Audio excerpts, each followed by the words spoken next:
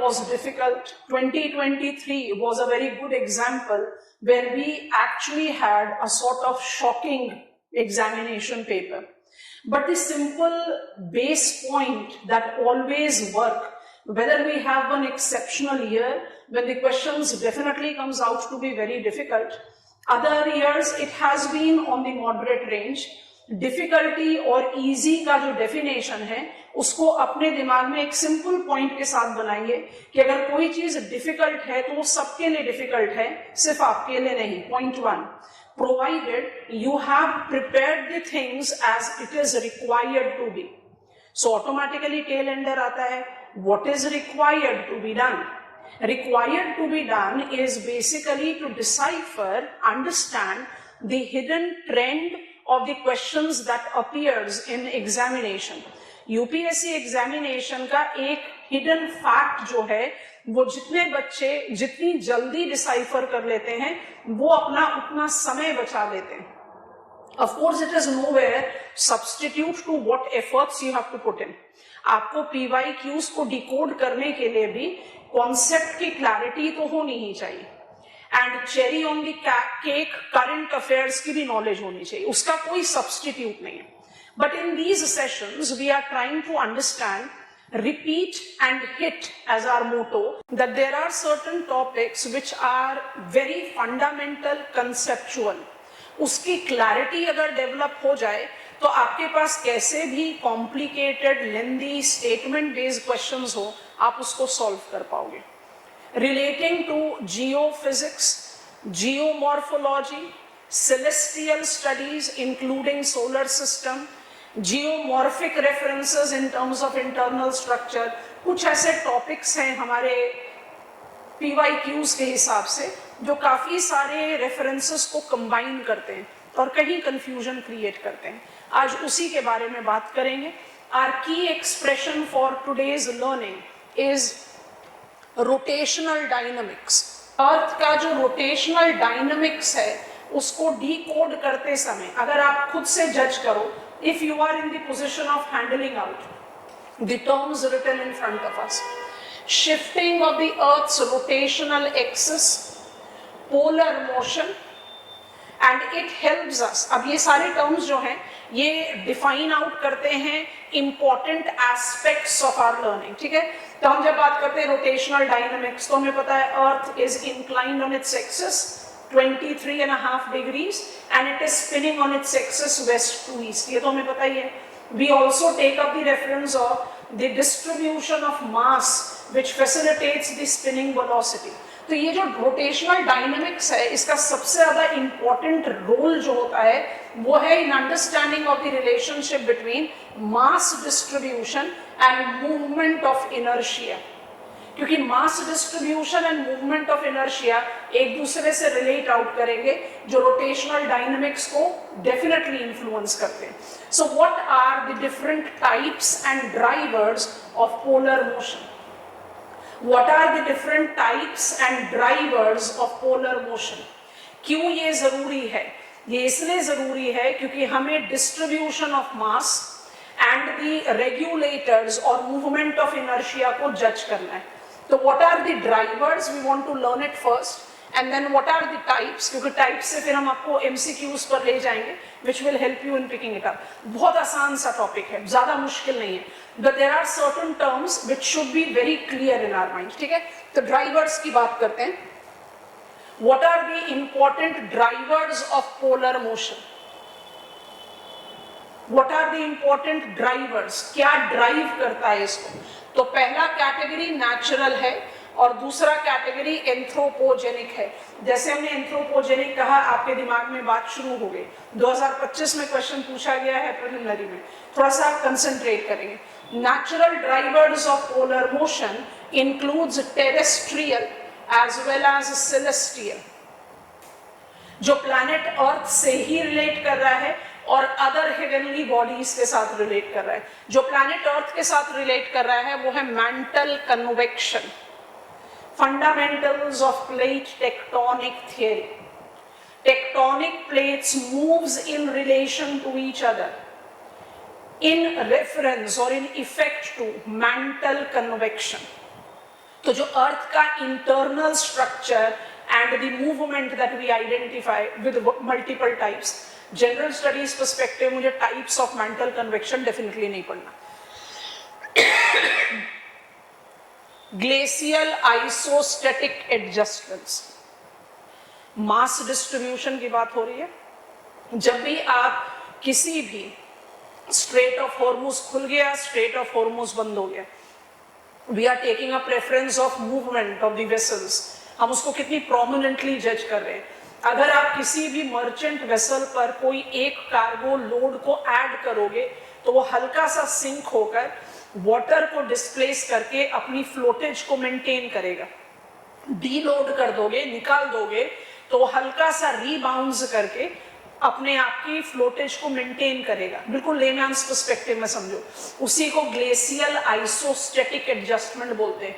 जब glacier period होता है तो क्रस्ट लोडेड है, कॉन्टिनेंटल क्रस्ट, और जब ग्लेशियर पीरियड खत्म हो जाता है तो कॉन्टिनेंटल क्रस्ट डीलोडेड हो जाता है। डीलोड होगा तो रिबाउंस तो करेगा।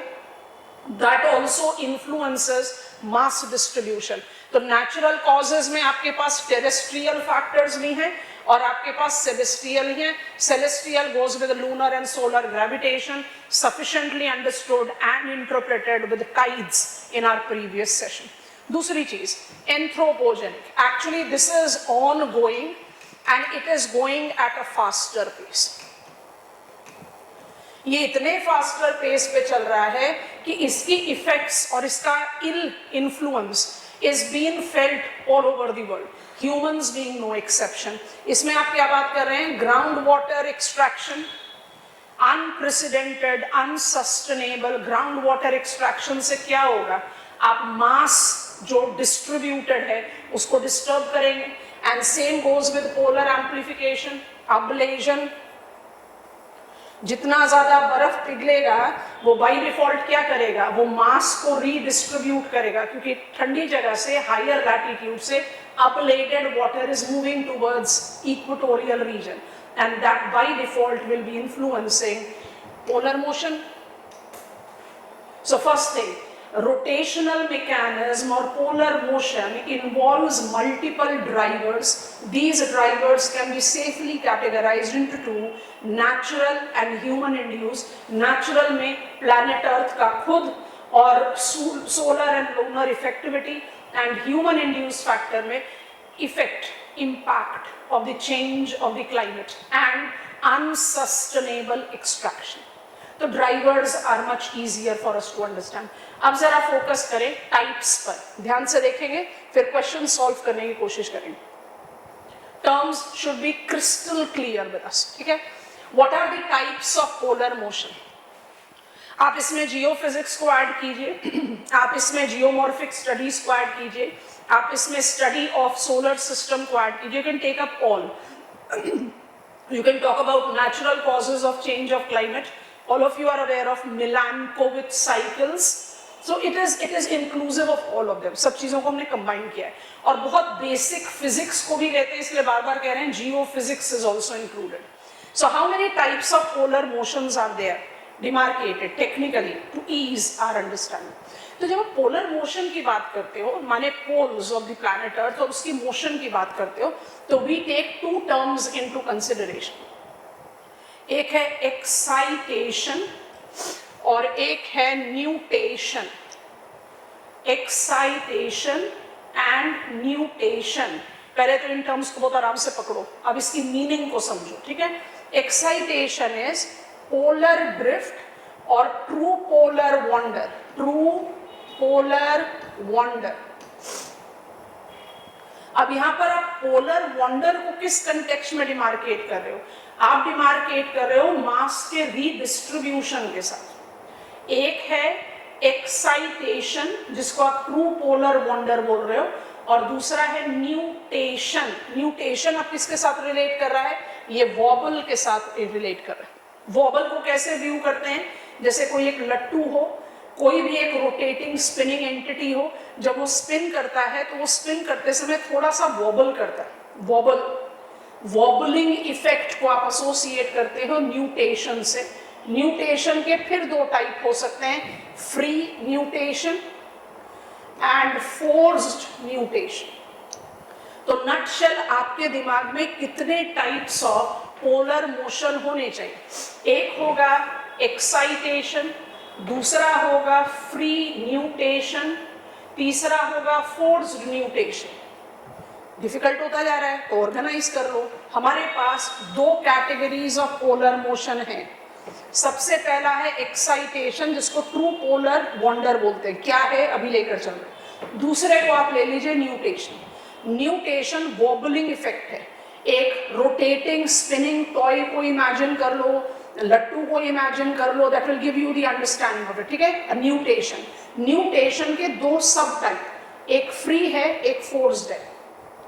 जो फ्री है उसको आप शैंडलर वॉबल बोलते हो, बड़ा इंटरेस्टिंग पॉइंट है, अभी आ रहे डिटेल्स पर। और जो फोर्स्ड है उसमें मेरे पास दो वेरिएंट है, एक एनुअल वॉबल है और एक एक्सियल प्रिसिजन है। और यही एक्सियल प्रिसिजन आप रिलेट करते हो मिलानकोविच साइकिल के साथ। And because it is only one written here, so I'll write cycle rather than cycles, क्योंकि मिलानकोविच cycles include precision, obliquity and orbital eccentricity। तीनों चीजें आती है ना मिलानकोविच साइकिल में। यहाँ पर हम सिर्फ एक्सियल प्रिसिजन की बात करें। बहुत इंपॉर्टेंट स्लाइड है, अब हम इसको डिटेल्स में देख रहे हैं। So first term first, when I talk about polar motion, what is true polar wonder. अच्छा, इसमें एक चीज ऐड करते हैं बच्चों, जब आपको आपकी purplish blue physical principles of geography आपके 11th क्लास की एनसीईआरटी पढ़ते हो, तो उसमें जब प्लेट टेक्टोनिक थियरी टॉपिक आता है, एक छोटा सा कॉलम दिया हुआ है अपैरेंट पोलर वंडरिंग का। तो अपैरेंट क्या होता है? Apparent is looks like, it's not real. जब हम कहते हैं axial inclination of planet earth and its revolution round sun, and then we say it is apparent shift of sun towards north or south, तो sun तो stationary body है, apparently sun move तो planet earth कर रहा है, but apparently उसके effect में sun जो है northern hemisphere में southern hemisphere में, और spinning of the earth on its axis west to east apparently makes us feel कि sun rise कर रहा है east में और set करता है west में। तो जो आपका NCERT में पोलर वंडर है वो अपैरेंट है, और उसके दो डायमेंशन, एक है अपैरेंट क्लाइमेटिक पोलर वंडरिंग, जो एल्फ्रेड वेगनर के कॉन्टिनेंट ड्रिफ्ट थ्योरी का सपोर्ट सिस्टम है। 2025 में क्वेश्चन पूछा गया कॉन्टिनेंट ड्रिफ्ट थ्योरी पर, evidences of continent drift theory, PYQ देखना जरूर। और दूसरी चीज, जब आपसे कहा जाता है मैग्नेटिक पोलर वंडरिंग, तो वो भी एसोसिएट करता है अपैरेंट, क्योंकि magnetic polar wandering palaeomagnetism has helped us to decode कि पैंजिया 1, जिसको हम रोडीनिया बोलते हैं, और पैंजिया जियोलॉजिकल पास्ट में इस तरह के सुपर कॉन्टिनेंट्स मल्टीपल टाइम्स बने, डिसइंटीग्रेट हुए, developing present day map of the world. तो वो अपैरेंट है। यहाँ पर हम अपैरेंट की बात नहीं कर रहे हैं, यहाँ पर हम ट्रू बात कर रहे हैं। So it's true polar wandering. Term क्या है? एक्साइटेशन। सारे टर्म्स याद रखना। Which of the following best describes excitation? सारी मेहनत करी थी और हाथ से छूट गया, क्योंकि ये चीज याद रखो, जो आपके 30, 40, 45 question core segment of the subject matter से आते हैं, चाहे वो ज्योग्राफी है, चाहे वो एनवायरनमेंट है, चाहे वो पॉलिटी है, चाहे वो बेसिक इकोनॉमिक्स है, वो फुली प्रिपेयर्ड होंगे तो आपको प्रीलिम्स क्वालिफाई करने से कोई नहीं रोकेगा। इसलिए बहुत जरूरी है कि आप उन पॉइंट्स को, उन बेसिस को जितना ज्यादा ब्रशअप कर सको उतना बढ़िया। तो पहला टर्म हमारा आ रहा है एक्साइटेशन, दूसरा टर्म हम लेंगे न्यूटेशन आफ्टर दिस। एक्साइटेशन को पकड़ो, is the true polar wandering और पोलर ड्रिफ्ट। पोलर ड्रिफ्ट माने पोलर कंडीशंस का ड्रिफ्ट, माने मास का readjustment, involves mantle and crust rotating over core in the reference of what? Mantle convection.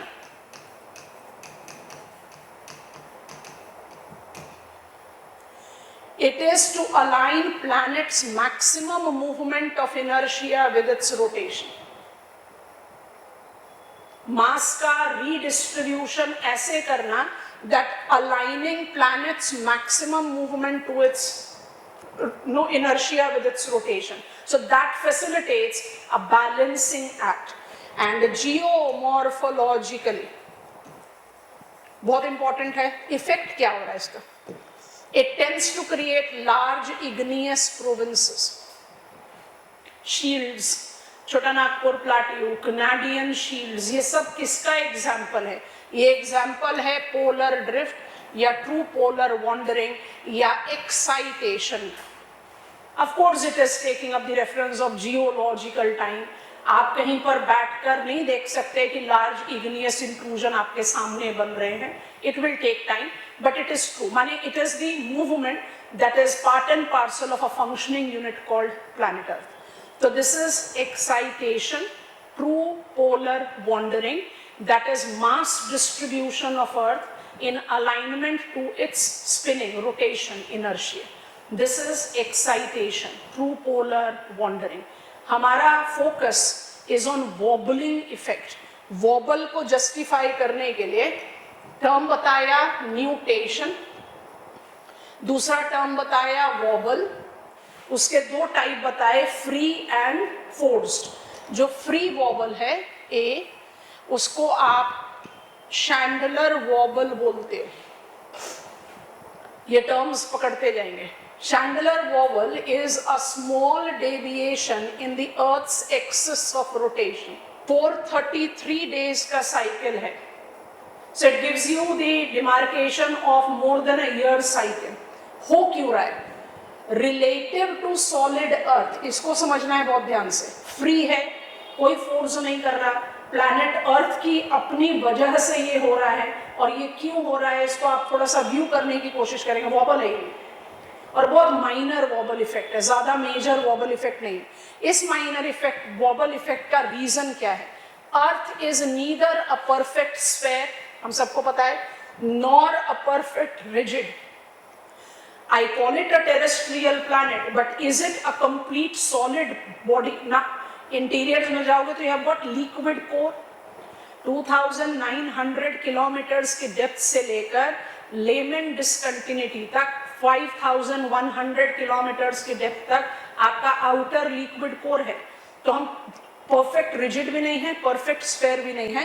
That is the reason we can not spin smoothly, and that tends to create Chandler wobble. ये कोई force नहीं कर रहा, ये planet earth की अपनी characteristics है जिसकी वजह से ये हो रहा है.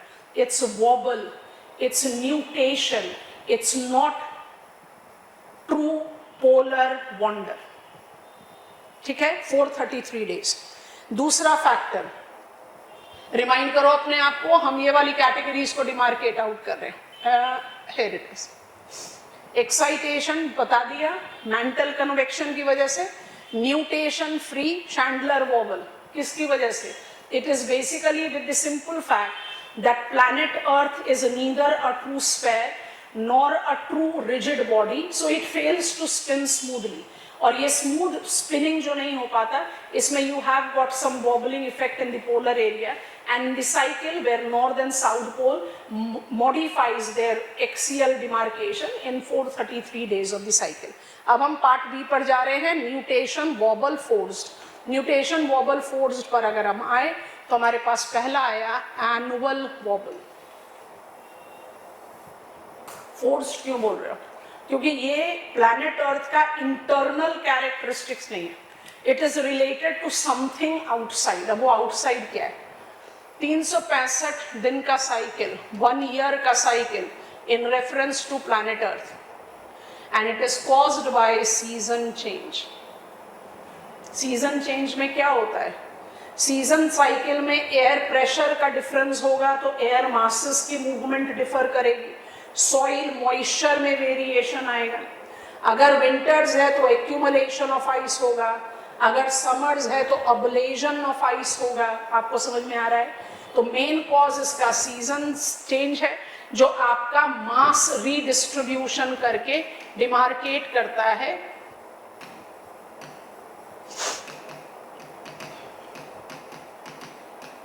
Annual vowel. तो जब आप वॉबलिंग की बात करते हो ना, तो अपने दिमाग में हमेशा अप्लाई कर लो, wobbling can be free and wobbling can be forced. Free जो अर्थ के अपनी कैरेक्टरिस्टिक्स की वजह से, ना तो वो खुद एक रिजिड बॉडी है, ना वो परफेक्ट स्फेयर है, तो automatically it generates wobbling. Force हो रहा है सीजन साइकिल की वजह से या एक्स्ट्रा टेरेस्ट्रियल स्टफ्स की वजह से। वो क्या है? Lunar solar effectivity. वहां पर क्या आएगा? Axial precision. Axial precision is a long term change in the tilt। आपको बात समझ में आनी पड़ेगी। जब आप वॉबल की बात कर रहे हो तो आप पोल के टिल्ट की बात कर रहे हो। जब आप ट्रू पोलर वॉन्डरिंग की बात कर रहे हो तो आप पोलर मास को एक्चुअली रीडिस्ट्रीब्यूट कर रहे हो, इसलिए आप उसको ट्रू पोलर वॉन्डरिंग बोलते हैं। इनको आप वॉबल बोलते हैं कि आपका जो ज्योग्राफिकल एक्सिस है which is joining north and south geographical pole, वो 23.5 डिग्रीज फ्रॉम एक्सियल प्लेन। जब आप इसमें प्रिसिजन की बात करोगे तो it will be taking up the reference from Polaris to Vega star. Tilt की भी बात करते हैं which is referred as obliquity। तो आप यहाँ पर apparent you are not taking up the mass redistribution। I hope it is comfortable।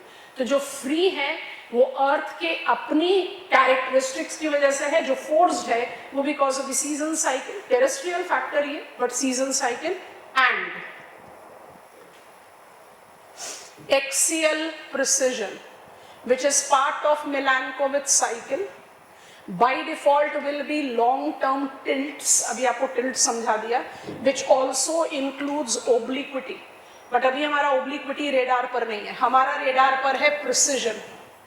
Precision ज्यादातर बच्चे वॉबलिंग इफेक्ट को प्रिसिजन के साथ एसोसिएट कर देते हैं, बिल्कुल सही है, करना चाहिए, लेकिन precision is one of the 3 types of vowel, is one of the 2 forced wobble, other being free wobble।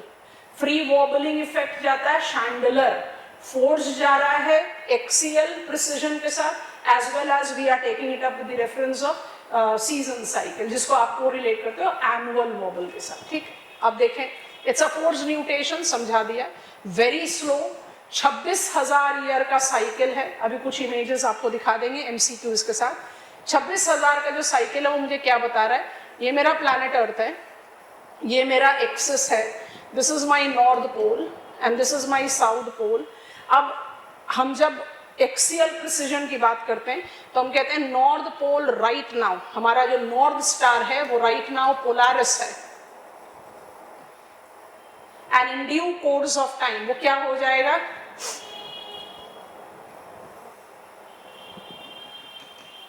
Vega star. Cycle कितना? 26,000। So this is also example, और ये कौन ट्रिगर कर रहा है? This basically is triggered by celestial, solar, lunar, gravitational effect. ये भी vowel है। एंड क्विकली एडिंग ओब्लिक्विटी, जिसकी डायरेक्ट जरूरत नहीं है हमारे स्टडी में, बट फिर भी ऐड कर लेते हैं। ओब्लिक्विटी को भी बहुत आराम से ऐसे ही समझा जा सकता है। ये मेरा प्लैनेट अर्थ है, ये इसका एक्सियल प्लेन है, ये मेरा ज्योग्राफिकल इक्वेटर है। मेरी एक्सिस जो है वो मेरे एक्सियल प्लेन से 23.5 डिग्रीज इंक्लाइंड है। ये 23.5 डिग्रीज इंक्लिनेशन मुझे बताता है, जो हमने डॉटेड लाइन बनाई है, ये मेरा ज्योग्राफिकल एक्सिस है। Geographical axis joining north and south pole, जिसमें हमारा प्लैनेट अर्थ स्पिन कर रहा है। ओब्लिक्विटी या टिल्ट क्या बोलता है? Change in the angle of axial tilt from 22.1 degrees to 24.5 degrees. अगर आप इसको बस इस तरह से अप्लाई कर दो, मतलब बहुत बेसिक, हम एंगुलर डिस्टेंस पूरी तरह से नहीं ले रहे, आप इसको 22.1 मतलब थोड़ा सा इधर इस पर कर लो, ये 22.1 को अप्लाई कर लो, या आप अप्लाई करो इसको विद 24.5, तो इससे थोड़ा सा ज्यादा टिल्ट हो जाएगा। साइकिल 41,000 ईयर्स का है, तो हमारे लाइफ टाइम पर नहीं होगा, बट अप्लाई करो। 23 से ज्यादा टिल्ट, जितना ज्यादा टिल्ट वो हेमिस्फेयर उतना ज्यादा सन की तरफ या सन से दूर इन टर्म्स ऑफ रेवोल्यूशन, तो क्या होगा? Obliquity will always result into extreme seasons. जितना ज्यादा टिल्ट उतना एक्सट्रीम सीजन, जितना कम टिल्ट उतना लेस एक्सट्रीम सीजन। तो इसका इफेक्ट ज्यादा जा रहा है सीजन या सीजनालिटी के एक्सट्रीम फैक्टर पर, ठीक है। और बाकी जो आपके जिसको आपने एसोसिएट करा है, दोबारा से रिपीट कर रहे हैं, स्लाइड ओपन कर देते हैं। बाकी जितनों को आपने अप्लाई करा है अपने स्टडी में, टाइप्स ऑफ पोलर मोशन, बाकी सबको आप अप्लाई कीजिए। They are correlated with movement, mass redistribution and solve them one by one. थोड़ा सा फोकस करते चलेंगे, it will be easier for you to handle. Everything that I have explained, which you have understood now, try to apply. With reference to the phenomena of polar wander or the shifting of Earth's rotational axis, consider the following statement. The north and south poles are geographically fixed point and do not move in relative to Earth crust. गलत statement है। Large scale melting of glaciers and ice sheets due to global warming is primary driver of recent polar drift. Correct expression है। कौन सा demarcation हो गया ये? It is basically giving you the reference of mass redistribution, amplification, human induced factor, ठीक है, drivers। तीसरा, the depletion of groundwater for irrigation and human consumption has no measurable impact on tilt of the Earth's axis. गलत statement, only 2 is correct, ठीक है। Next question देखो, vowel का diagram भी डाल दिया है तो थोड़ा व्यू करना आसान रहेगा। Wobble is twisting as you spin. तो जब वॉबल इफेक्ट है, मेरा रोटेशनल एक्सिस है, इस रोटेशनल एक्सिस में आप वॉबल क्या कर रहे हो, आप थोड़ा सा डेविएट आउट हो रहे हो। Chandler wobble is the term frequently associated with Earth's rotation. Which of the following best describes it? A small periodic deviation in Earth's axis of rotation with a period of approximately 14 months. 433 days बताया ना। और ये किसकी वजह से, ये किस तरीके का है, ये फ्री न्यूटेशन है। फ्री क्यों है? कोई चीज इसको फोर्स नहीं कर रही। अर्थ का शेप ऐसा है, अर्थ का शेप ऐसा है, अर्थ का स्टेट ऐसा है कि वो डेवलप करता है शैंडलर वॉबल। न्यूट्रेशन फ्री, ठीक है जी, ओके। दूसरा क्वेश्चन पर्पसफुली अप्लाई किया हुआ। Which of the following best distinguishes nutation from Chandler wobble? आप बोलोगे नहीं nutation and Chandler wobble तो सेम ही होते हैं। अगर इस तरह का क्वेश्चन आ रहा है तो एग्जामिनर क्या कर रहा है, आपको फंसाने की कोशिश कर रहा है। इसका मतलब आपको उसको डिमार्केशन कर लेना पड़ेगा, फोर्स्ड एंड फ्री, दोनों ही वॉबल है। फोर्स्ड और फ्री के बीच में क्या डिफरेंस है? Nutation is an external force motion caused by gravity, while Chandler wobble is an internal free motion on the non-rigid earth. और यही आपका रेफरेंस है जो हमने थोड़ी देर पहले आपको बताया था, एक्सियल प्रिसिजन, 2 पोलारिस 2 वेगा स्टार। दिख गया आपका जो ये आपका अर्थ है, ये आपका rotation revolution path around sun है। आप इसके एक्सियल प्लेन से 23.5 डिग्रीज देख रहे हो, दिस इज कॉल्ड व्हाट, ओब्लिक्विटी। उसमें आप प्रिसिजन को अप्लाई कर रहे हो। हर 26,000 साल में कंप्लीट होता है ये। अभी इधर है 14,000 साल में it will be getting on to Vega star, ठीक है। तो इसको आप किसके साथ रिलेट कर रहे हो? It is related to forced. और शैंडलर न्यूटेशन या शैंडलर वॉबल किसके साथ है? Free, because it is correlated with non rigid earth. मेरे ख्याल से टर्म्स अब आसान हो रहे हैं हमारे लिए। एनुअल वॉबल, बिना कुछ पढ़े हुए फटाफट से आंसर पे आया जा सकता है। Annual wobble of the earth's axis is primarily driven by seasonal factor. Which seasonal factor? Seasonal changes in water storage on land and atmospheric mass distribution. Soil, vegetation, air masses, precipitation, ablation, accumulation, उन सब की वजह से। Annual 365 days या simple 1 year याद रखो। 433 days, 365 days 26,000 years, 41,000 years, ये आपके सारे वॉबल के टाइम गैप। अच्छा,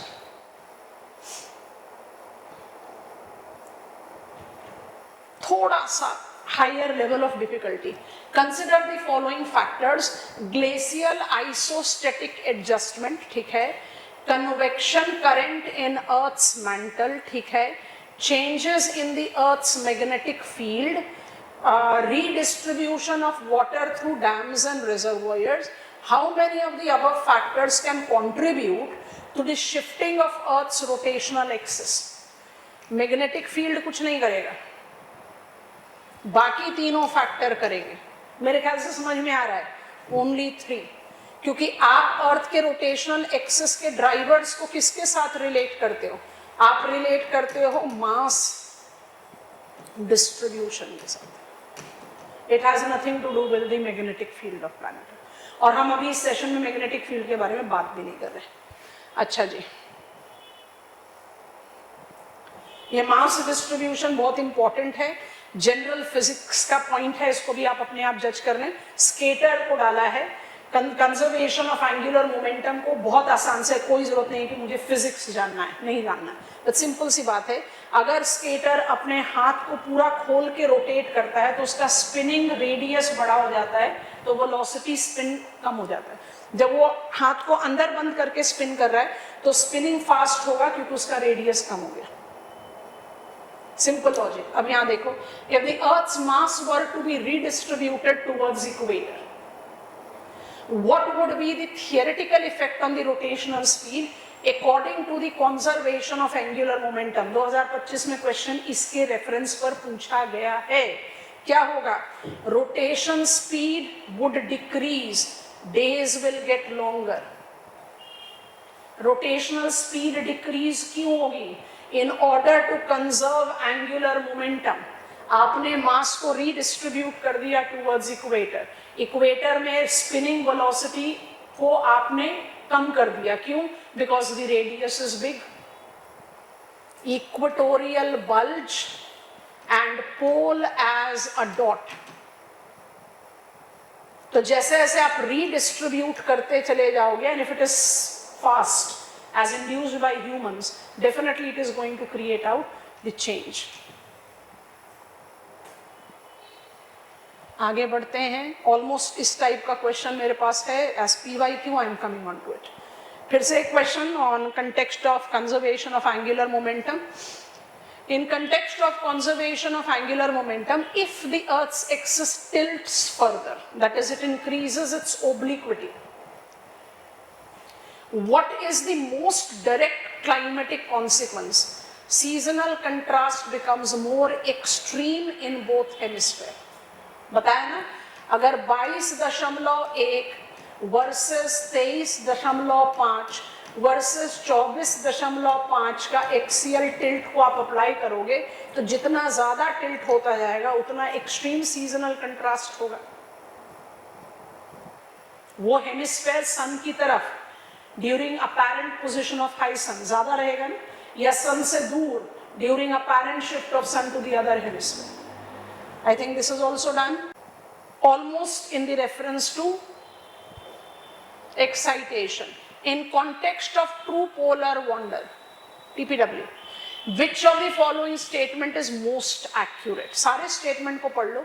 It is the phenomena where sun's position in the sky changes due to Earth's orbit. It refers specifically to the daily oscillation of tides by moon's gravitational pull. It is the process by which the Earth's rotation slows down over a million of years due to tidal friction. It involves the entire Earth's mantle crust rotating over core to align planet's maximum movement of inertia with its rotational axis. Question में आपके पास coronal mass ejection भी included है, जिसके बारे में हमने इस session में बात नहीं की। 2025 का क्वेश्चन है, बट जो चीज़ें हमने आपको अभी बताई हैं रोटेशनल मोशंस एंड मैकेनिज्म के बारे में, उससे काफ़ी रिलेट करता है। स्टेटमेंट्स देखें। Scientific studies suggest that shift is taking place in Earth's rotation and axis. It is changing. This is rotational dynamics that we have learned. दूसरा statement कह रहा है solar flare and associated coronal mass ejection bombarded the Earth's outermost atmosphere with tremendous amount of energy. कोई भी ऐसा outflare by default tremendous amount of energy generate करेगा and influence करेगा, correct है. As the Earth's polar ice melts, the water tends to move towards the equator. तीनों statement correct है और मुझे सेलेक्ट करना है रेफरेंस में, तो ये जो आपका स्टेटमेंट है ये एक्चुअली एसोसिएट नहीं कर रहा है किसी और से. तो हमने आंसर एज पर यूपीएससी की भी both statement 2 and 3 are correct, but only one of them explains statement 1. 3 statement explain कर रहा है स्टेटमेंट 1 को, और क्यों कर रहा है समझा दिया है आपको. Melting polar ice redistributes mass from the poles to equator, increasing Earth's movement of inertia, which causes the planet to spin slower, lengthening the day by tiny fraction of second per century. This phenomena is explained by conservation of angular momentum. जब भी कोई question आपके सामने आएगा तो वो multiple topics को combine कर सकता है, इसमें कोई दो राय नहीं. लेकिन आप अगर एलिमेंट्री चीजों को बहुत अच्छे से समझ जाएं तो you are in the position of solving it out. I hope these terms have been now eased for us. Signing off for today's session.